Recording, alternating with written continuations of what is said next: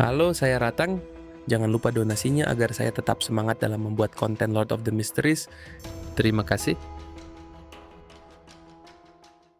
Langit di luar jendela pelabuhan Prit sore itu mulai menggelap. Tapi, ini bukan lagi kabut asap beracun Backlund yang bikin sesak, melainkan sapuan angin laut bersih yang memantulkan kilau emas kemerahan di ujung cakrawala. Disinilah Klein Moretti berdiri, menatap pelabuhan terbesar di kerajaan Loen, bersiap memulai babak baru dalam pelariannya. Melihat arloji sakunya yang terus berdetak, Klein berbalik ke meja mahoni di depan perapian. Dia mengambil pulpen hitam dan mulai menulis surat untuk mentornya, Mr. Razik. Dalam surat itu, Klein menceritakan semua kegilaan tragedi kabut asap di Backlund. Dia juga mengabarkan bahwa dia berhasil merebut kembali apa yang menjadi haknya, kartu blasfemi jalur Dark Emperor. Gak cuma itu, Klein juga menyertakan sebuah peluit tembaga misterius milik petinggi Numinus Episcopate yang sempat mencoba membangkitkan Death. Sebelum menutup surat dengan pertanyaan tentang cara membersihkan polusi mental pada karakteristik Beyonder, Klein memberitahu kalau dia sudah mengirim laporan anonim ke Machinery Hive Mind terkait reruntuhan bawah tanah tempat Azik bertarung melawan Ins Zangwill. Selesai menulis, Klein meniup peluit tembaga untuk memanggil utusan. Menariknya, kali ini yang muncul adalah raksasa tulang putih setinggi 4 meter yang berbeda dari biasanya. Begitu surat diserahkan, sang utusan langsung hancur menjadi hujan tulang dan lenyap ke dalam tanah. Setelah mematikan spirit vision-nya, Klein menatap sebuah dokumen identitas baru di atas meja yang dia dapatkan lewat jalur Sharon. Mulai detik ini, identitas lamanya ditinggalkan. Dia resmi menjadi German Sparrow, seorang pemburu hadiah gila yang siap bertaruh nyawa di lautan luas. Karena waktu pertemuan Tarot masih ada, Klein memutuskan untuk naik ke atas kabut abu-abu terlebih dahulu. Di dalam istana kuno yang megah, dia mengenakan sarung tangan terkutuk Creeping Hunger. Di atas kabut abu-abu ini, sarung tangan itu nggak berani macam-macam dan terpaksa mematuhi perintah Klein untuk melepaskan jiwa faceless yang terperangkap di dalamnya.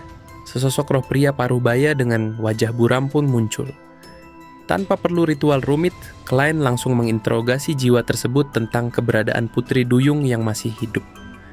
Dengan suara terbata-bata, jiwa itu menjawab bahwa selain yang ditangkarkan oleh gereja Dewi Evernight, Putri Duyung hanya bisa ditemukan di Laut Sonia, sekitar seminggu pelayaran dari Kepulauan Gargas. Klein terus mengorek informasi. Kali ini, si roh gemetar hebat penuh ketakutan dan mengaku bahwa dia adalah anggota Secret Order. Dia bahkan berteriak histeris kalau pemimpin mereka, Zaratul, adalah monster abadi yang sudah gila. Tepat sebelum jiwanya benar-benar hancur dan terbebas, dia membocorkan satu rahasia besar. Formula urutan tinggi untuk jalur Sir ternyata disembunyikan di Katedral Serenity, markas pusat gereja Dewi Evernight. Begitu jiwa itu lenyap, yang tersisa di atas meja perunggu panjang hanyalah karakteristik Beyonder berbentuk jeli hijau tua yang terus memancarkan bayangan wajah berganti-ganti. Klein tersenyum tipis. Dia berniat memanipulasi si The World di pertemuan nanti, agar Mr. Hangman bisa membantu menjual karakteristik urutan 6 ini seharga 3.000 hingga 4.000 pound. Saat ini, kondisi keuangan Klein benar-benar kritis. Demi keamanan, dia memilih nggak kembali ke Minsk Street dan terpaksa menghabiskan banyak uang untuk membeli baju baru serta dokumen identitas palsu. Bahkan, sisa uang di dompetnya cuma cukup untuk membeli tiket kapal kelas 3 di dek bawah menuju Kepulauan Rorstedt. Karakteristik faceless ini harus cepat laku atau Klein terpaksa harus hidup luntang-lantung di laut. Tak lama kemudian, kabut abu-abu mulai bergejolak dahsyat. Waktu pertemuan Tarot telah tiba. Di antara anggota yang muncul, Force, si The Magician, duduk dengan tubuh tegang dan penuh kecemasan. Pikirannya masih kacau memikirkan bencana kabut asap yang melanda Backlund minggu lalu. Dia ingat betul bagaimana dalam pertemuan sebelumnya, The World dan Mr. Fool sudah memperingatkan bahwa akan ada tragedi besar yang melibatkan Pangeran Edesak. Begitu membaca koran bahwa sang pangeran tewas mengenaskan, Force langsung merinding. Sebagai urutan 9 biasa, dia baru menyadari betapa mengerikannya klub tarot ini. Karena informasi yang berputar di dalamnya bersinggungan langsung dengan konspirasi tingkat dewa yang menelan puluhan ribu nyawa. Namun, di tengah gelombang ketakutan yang melanda Force, keheningan istana kuno itu tiba-tiba dipecahkan oleh sapaan anggun dari Miss Justice. Dengan mata yang berbinar penuh kekaguman, Audrey membungkuk dalam-dalam ke arah ujung meja perunggu dan berkata, "Selamat siang, Mr. Fool. Anda menyelamatkan Becklun lagi." Mendengar kalimat pembuka yang luar biasa berat itu, Emlyn White si The Moon, yang merupakan anggota baru dari ras Sanguine, langsung tertegun dengan tatapan kosong. Dia benar-benar bingung dan syok dengan lingkaran pertemanan macam apa yang sebenarnya baru saja dia masuki ini. Saat mengingat kembali kejadian baru-baru ini, Emlyn White alias si The Moon langsung mengaitkannya dengan bencana kabut asap besar dan wabah penyakit yang sempat melanda. Dia menebak pasti hal itu yang dimaksud oleh wanita di seberangnya. Tapi setahu Emlyn, bencana itu kan ulah Demoness of Despair yang lagi mencoba naik urutan. Lagian gereja Lord of Storms juga merespons cepat dengan bikin badai buat menghancurkan segalanya. Lalu, bagaimana bisa dibilang The Fool yang menyelamatkan Becklun? Sebagai Sanguine yang didukung penuh oleh klannya, Emlyn ini punya wawasan yang cukup luas. Makanya, begitu membandingkan informasi tadi, dia langsung kaget dan bingung setengah mati. Meskipun dia orangnya sombong dan malas bersosialisasi, Emlyn tetap merasa takut secara naluriah karena sekarang dia sedang berhadapan dengan keberadaan tersembunyi yang harus disebut dengan kata Leadiatweke. Alhasil, dia nggak berani buka mulut dan memilih buat menyimak dulu. Di sisi lain, Alger alias si The Hanged Man, meski lagi terombang-ambing di lautan, dia sudah dengar kabar soal kabut asap besar di Becklun. Dia sangat tertarik dengan rahasia di balik peristiwa itu, dan yakin kalau ini pasti pertarungan antar dewa. Lagi pula kejadian ini sampai menarik perhatian Mr. Fool. Alger berencana bertanya ke Miss Justice pas sesi pertukaran informasi nanti, meski dia agak ragu kalau Audrey tahu detailnya karena kedudukannya yang cuma orang biasa. Tapi melihat Audrey yang punya rasa ingin tahu besar sampai berani membuka sapaan seperti itu, Alger berharap Audrey bakal memancing jawaban langsung dari Mr. Fool, dan dia tinggal mendengarkan dari samping.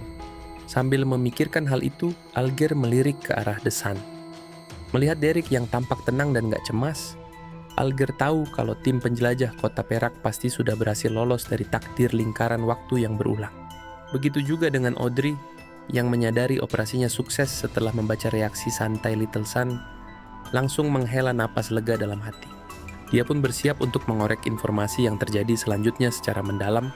Setelah membungkuk hormat kepada Mr. Fool, Audrey langsung berterima kasih kepada si The Wolf, anggota klub Tarot yang biasanya kelihatan kurang bersahabat, atas peringatan yang dia berikan sebelumnya. Audrey berkata kalau bukan karena peringatan awal dari Mr. World, mungkin puluhan ribu orang sudah tewas mengenaskan di Becklun akibat kabut asap besar itu. Mendengar hal itu, Klein langsung mengendalikan The World untuk tertawa serak dan membalas kalau sebenarnya dia melakukan itu cuma buat menyelamatkan dirinya sendiri. Kalimat itu diucapkan dengan tulus tanpa akting sama sekali. Karena jujur saja, kalau Miss Justice nggak diberitahu lebih awal dan gagal memperingatkan gereja Dewi Evernight, maka eksistensi kuat yang menghabisi Mr. E nggak bakal datang tepat waktu, dan Klein sendiri nggak yakin bisa bertahan hidup. Kalau sampai dia dihancurkan dan dimakan oleh Mr. E, Klein mungkin nggak bakal punya kesempatan buat bangkit lagi. Segera setelah itu, Klein kembali mengambil alih perannya sebagai Mr. Fool. Dia bersandar santai di kursinya lalu menjawab sambil tersenyum kalau yang dia lakukan hanyalah memberikan bantuan sepele. Tapi Audrey langsung membantah dan memuji dari lubuk hatinya bahwa pemuja Mr. Fool benar-benar berkontribusi paling besar dalam menyelamatkan Becklun. Berkat peringatan itu, gereja Dewi Evernight bisa bersiap-siap untuk memusnahkan Demoness of Despair tepat waktu dan menggagalkan kebangkitan primordial Demoness sehingga kontaminasi kabut asap bisa dikendalikan. Gak cuma itu, pemuja Mr. Fool bahkan menghancurkan ritual Aurora Order, otomatis menggagalkan upaya turunnya True Creator ke dunia nyata. Audrey bisa tahu detail ini karena dia dipuji habis-habisan oleh Earl Hall dan ibunya setelah memberikan informasi super penting tersebut. Orang tuanya bahkan gak menyembunyikan hasil penyelidikan dari Audrey, meski mereka tetap memberi nasihat agar putri mereka gak terlibat terlalu dalam dengan organisasi rahasia dan cukup bertahan di bawah urutan 7 saja demi keamanan. Mendengar penjelasan Audrey soal kebangkitan primordial Demoness dan upaya turunnya True Creator, Alger dan Emlyn langsung syok berat, meski ekspresi mereka berbeda. Alger cuma mengangkat sedikit kelopak matanya sambil pupil matanya mengecil karena kaget, lalu duduk agak menyamping. Sedangkan Emlyn, dia kelihatan seperti orang yang mau melompat dari kursinya. Dalam hati, si vampir Emlyn menjerit frustrasi. Kapan Backlund jadi seberbahaya ini? Dua dewa jahat sekaligus muncul saat kabut asap besar. Emlyn sempat ragu apa wanita muda itu bohong. Karena meski Mr. Fool adalah eksistensi setingkat dewa, rasanya mustahil kalau dia bisa menyinggung dua entitas selevel secara bersamaan. Emlyn mulai berspekulasi. Jangan-jangan Mr. Fool ini adalah inkarnasi dari dewa sejati? Atau ada aliansi para dewa di belakang dia? Apakah ini alasan leluhur Sanguine menyuruhnya berdoa kepada Mr. Fool? Jantung Emlyn sampai berdetak cepat memikirkan hal itu. Dan ya, Sanguine punya detak jantung meski lambat, dan jantung adalah salah satu kelemahan fatal mereka. Alger pun ikut menghela napas dalam hati, tersadar kalau peristiwa ini memang pantas menarik perhatian Mr. Fool. Tapi dia jadi penasaran, keuntungan apa yang didapat Mr. Fool dengan menyabotase rencana para dewa jahat itu? Sementara itu, Force langsung dilingkupi rasa takut yang luar biasa. Dia nggak menyangka kalau di balik kabut asap yang merenggut puluhan ribu nyawa itu, tersembunyi kebenaran yang jauh lebih mengerikan. Kalau sampai nggak dihentikan, seluruh Backlund pasti hancur, dan dia bersama Shio nggak bakal selamat. Pandangan Force sekarang mirip dengan Audrey. Mereka sadar kalau kehidupan damai yang mereka jalani selama ini cuma gelembung sabun rapuh di tengah bentrokan antar dewa. Sedikit gesekan saja bisa langsung melenyapkan mereka dari dunia. Melihat ada orang yang mengingat dan menghargai kontribusinya, Klein merasa senang dalam hati. Dia lalu tersenyum dan berkata, kalau sayangnya sang pemuja harus menjauh dari Backlund untuk sementara waktu. Mendengar pemuja Mr. Fool harus pergi, Audrey langsung berdiri dan membungkuk tulus, meminta Mr. Fool untuk menyampaikan rasa terima kasihnya. Klein tetap menjaga citranya yang agung dan cuma mengangguk pelan sebagai jawaban. Audrey kemudian menambahkan permintaan maafnya karena di tengah kekacauan militer dan gereja yang sedang membersihkan Backlund, dia belum bisa mendapatkan halaman lanjutan dari buku harian Roselle, jadi dia meminta Mr. Fool menunggu 1 minggu lagi. Klein menjawabnya dengan nada datar dan santai. Mendengar soal buku harian, Force yang tadinya syok langsung buru-buru melihat ke ujung meja, perunggu panjang dan berkata, kalau dia justru membawa 3 halaman buku harian Roselle. Klein mengangguk lembut dalam hati merasa senang, karena semakin banyak anggota, saluran informasinya juga semakin cepat. Saat Force menyulap 3 halaman buku harian itu dan menyerahkannya ke Mr. Fool, Emlyn si vampir makin bingung karena mendengar istilah asing lagi. Di tengah kebingungan Emlyn, Klein baru ingat kalau dia belum memperkenalkan si vampir ini. Sambil tersenyum, Klein berkata kepada semuanya kalau ini adalah anggota baru mereka, Mr. Moon. Dan pertemuan ini disebut Klub Tarot. Audrey pun menyapa dengan sopan, meski dalam hati dia sempat heran kenapa seorang pria malah memilih kartu The Moon. Begitu juga dengan Emlyn, dia mulai menerka-nerka siapa sebenarnya Justice atau The Hanged Man, apa jalur mereka, urutan berapa, dan apakah mereka ramah pada kaum Sanguine. Klein gak peduli mereka saling menilai dan langsung mengalihkan pandangannya ke buku harian Roselle. Halaman pertama tertanggal 11 Februari. Di situ Roselle menulis kalau dia baru tahu rahasia memalukan dari keluarga Sauron sampai membuatnya tertawa setengah mati. Ternyata, jalur hunter yang dimiliki keluarga Sauron bakal mengubah gender menjadi laki-laki saat mencapai urutan 4. Jadi, perempuan yang meminum ramuan itu bakal berubah jadi cowok. Pantesan aja nggak ada Beyonder, urutan tinggi perempuan di keluarga Sauron yang Roselle kenal. Gelar The Iron-Blooded Knight ternyata beneran pria sejati. Roselle bahkan berniat mengejek Floren lain kali karena menduga leluhur keluarga Sauron aslinya adalah seorang wanita. Di akhir lembar itu, Roselle berharap jalur Savan yang dia ambil nggak punya efek samping aneh seperti itu karena dia nggak mau bangun-bangun suatu hari malah berubah jadi wanita. Membaca itu, Klein langsung ngebatin, Kaisar, lu emang nggak bakal jadi wanita tapi lu bakal main sama Demoness bahkan lebih dari 1. Klein pun menyadari betapa gilanya logika dunia ini yang penuh distorsi dan asimetri. Jalur Hunter mengubah wanita jadi pria di urutan 4, sedangkan jalur Demoness mengubah pria jadi wanita di urutan 7, which bener-bener nggak simetris dan gila. Di lembar tanggal 12 Februari, Roselle menulis kalau dia masih pengen ketawa setiap kali melihat Floren. Lalu pada tanggal 15 Februari, Roselle pamer kalau artileri modifikasi yang dia rancang sudah selesai.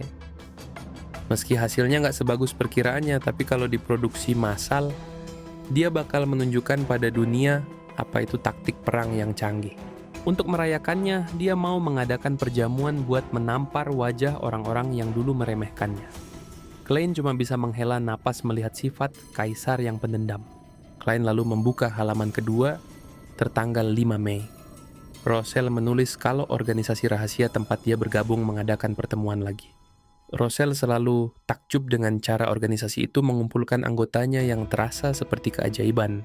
Di pertemuan itu, Rosell sempat mengajukan pertanyaan soal nama-nama urutan 0 di Blasphemy Slate yang semuanya terdengar keren, kecuali Red Priest yang rasanya kurang kuat. Seorang pria tua di samping Rosell kemudian menjelaskan kalau merah itu melambangkan warna merah perang dan priest atau pendeta adalah inti dari ritual kekuatan. Meski ada anggota lain yang membantah dan percaya kalau pendeta di situ melambangkan pelayan dari Sang Pencipta, Rosell memilih mendekati si pria tua tadi dan bertanya siapa namanya. Pria tua itu tersenyum dan menjawab kalau namanya adalah Hermes. Rosell langsung syok. Hermes yang menciptakan bahasa Hermes kuno, sosok yang dikenal sebagai pendiri mistisisme umat manusia. Melihat nama yang tertulis di buku harian itu, Klein sedikit mengernyit dalam hati. Hermes. Nama itu jelas bukan nama biasa di dunia mistisisme. Hermes adalah sosok besar dari zaman kedua, era kuno di mana para raksasa masih menguasai daratan dan naga-naga bertarung di angkasa. Bahkan Little Sun dari kota Perak yang terisolasi pun kemungkinan besar tahu nama legendaris ini. Pria tua yang duduk di sebelah Rosell itu adalah fosil hidup. Dia adalah orang yang menciptakan bahasa Hermes kuno, bahasa yang digunakan oleh hampir seluruh Beyonder dan 7 gereja besar untuk melakukan ritual pengorbanan serta sihir mistis. Gilanya lagi, Hermes bahkan melihat Blasphemy Slate yang pertama bertahan hidup sampai zaman Kaisar Rosell dan ada kemungkinan masih hidup sampai detik ini. Penemuan ini membuat Klein merasakan kengerian mendalam dari organisasi Twilight Hermit Order. Bagaimana tidak? Organisasi tersembunyi ini ternyata diisi oleh makhluk-makhluk kelas atas setingkat dewa dan malaikat. Tapi, yang paling membuat Klein iri setengah mati adalah fakta bahwa Twilight Hermit Order memiliki Blasphemy Slate kedua. Dibandingkan dengan klub Tarot, yang saat ini baru memiliki 1 dari 21 kartu Blasphemy, organisasi itu jelas punya jalan pintas yang curang untuk memahami seluruh rahasia urutan. Klein kemudian melanjutkan membaca antusiasme Rosell di lembar buku harian tersebut. Di situ Rosell menulis betapa girangnya dia setelah tahu identitas asli Hermes yang duduk di sebelahnya. Rosell bahkan merasa masa depannya akan sangat cerah di organisasi tersebut. Namun ada satu hal penting yang dicatat oleh Sang Kaisar. Anggota organisasi ini berkumpul bukan karena mereka semua murni percaya bahwa kiamat atau senja sudah dekat demi membangkitkan Sang Pencipta asli. Sebagian besar dari mereka, termasuk Rosell, masuk karena punya ambisi dan agenda tersendiri.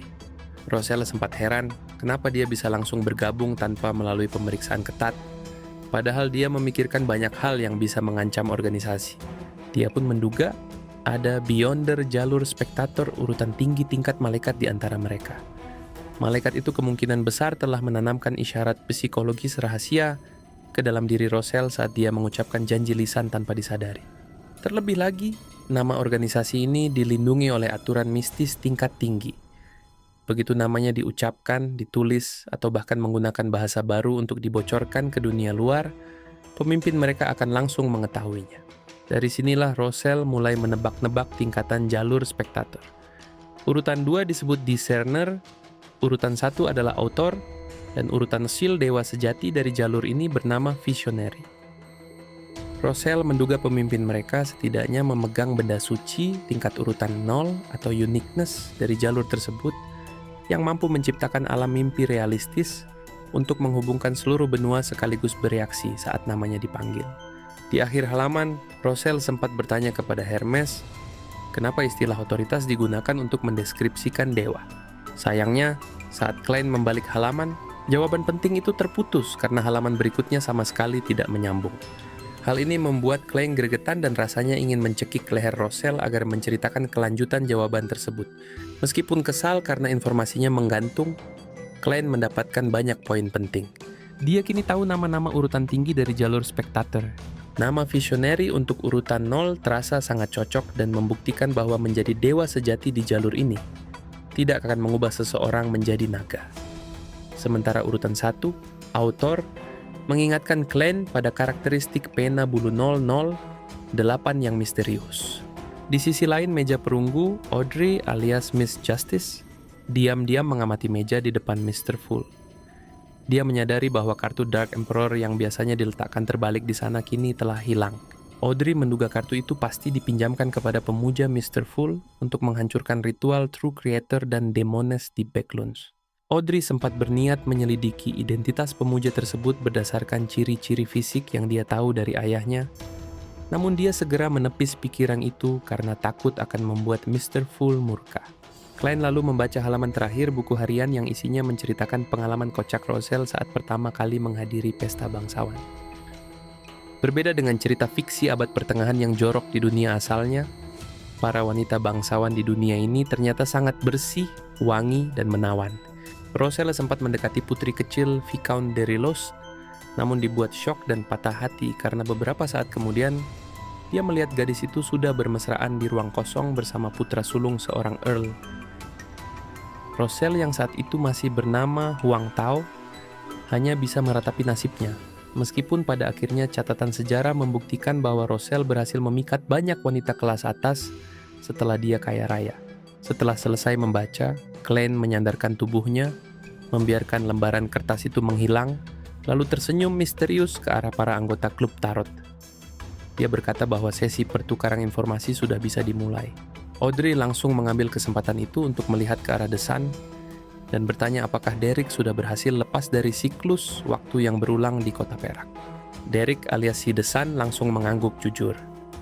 Dengan penuh rasa hormat, dia membungkuk ke arah ujung meja perunggu dan berkata, "Yang terhormat Mr. Fool, terima kasih atas bimbingan Anda. Hal ini memungkinkanku menemukan titik kunci malaikat takdir pada mural dengan tulisan Rose Redemption. Itu membantu ketua dalam menghancurkan siklus takdir yang berulang." Mendengar nama malaikat takdir, Klein, yang aslinya tidak tahu apa-apa hanya bisa menahan diri agar tetap terlihat tenang. Sebagai Mr. Fool yang agung dan serba tahu, dia hanya bersandar santai, melempar senyum tipis, lalu menjawab dengan nada misterius yang penuh wibawa. Tidak buruk. Nantikan konten selanjutnya ya.